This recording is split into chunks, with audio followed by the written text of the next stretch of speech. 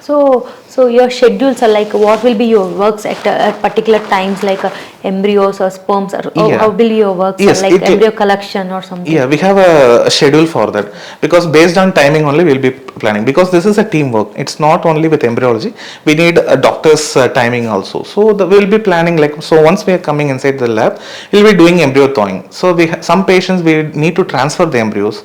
So embryo thawing is this process from cryopreservation. We need to thaw the embryos back, and we'll be transferring that. So for that we'll be assessing that that means that first work will be embryo thawing. Then after that, ovum pickup. So we need to get the oocytes from the patient. So that doctors will be doing. That is allotted for one particular 1 hour or 2 hours actually. After that we'll be having our lunch. Then we'll be going, because one of the important thing, if you are not having that energy to do work, mistakes can happen. So after that what we'll be doing is actually we'll be doing transfers, embryo transfers we'll be doing.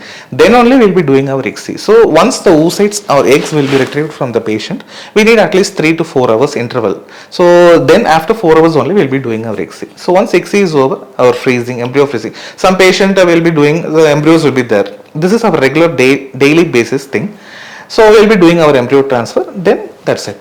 Over. So how do you maintain the sterilization protocol inside the lab, sir? Like weekly or daily? So how will be the protocol? Yes, other than this, that means sterilization process, this whole setup is actually controlled with the AHU, air handling unit, because outside air is already polluted air actually. So we need to filter this air. So we have a big setup, air handling unit. It will filter there are different filters level, charcoal filter, then pre-filter, then HEPA filter. So once the air is coming through this filters, means it will be like very pure. Actually it will be like the 0.3 micron level purity will be there.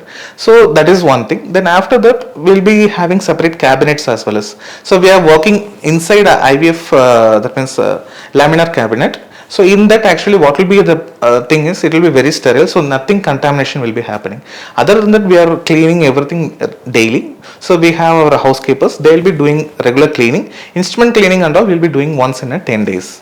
Okay. So sir, we have many treatment options like IUI, IVF, ICSI, everything. So we know these procedures according to the patient point of view and the doctor's point of view. But how is this different in the laboratory point of view, sir? Yes.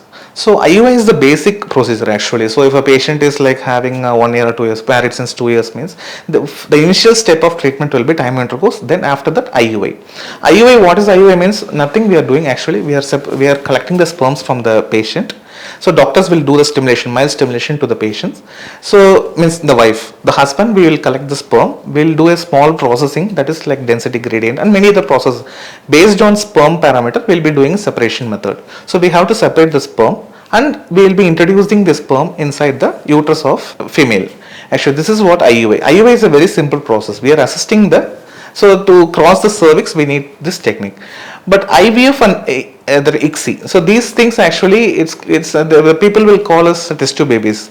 So we are taking the oocytes. In IUI the oocyte is not coming outside the body, but in IVF or ICSI actually the oocytes we are taking from the female. So that is the difference compared to IVF and ICSI. IVF, what we will be doing is simple thing. The doctors will stimulate the patient. Once the follicle or oocytes are grown, they will be doing some anesthetic procedures. They will retrieve the oocytes and they will hand it over to us. So for once we got the oocytes, we have an andrologist. What he will be doing is he will separate the sperms. Whichever good sperms, he will separate it. So then we will keep this in a petri dish. We will allow the sperms to, that means so for one oocyte we will be giving like around 70,000 sperms. Out of this 70,000 sperms, one sperm will fuse with the oocyte and the embryo will be forming. It's like of natural pregnancy only. But what is the indications is, some patient will be having tubal factors, tubal block.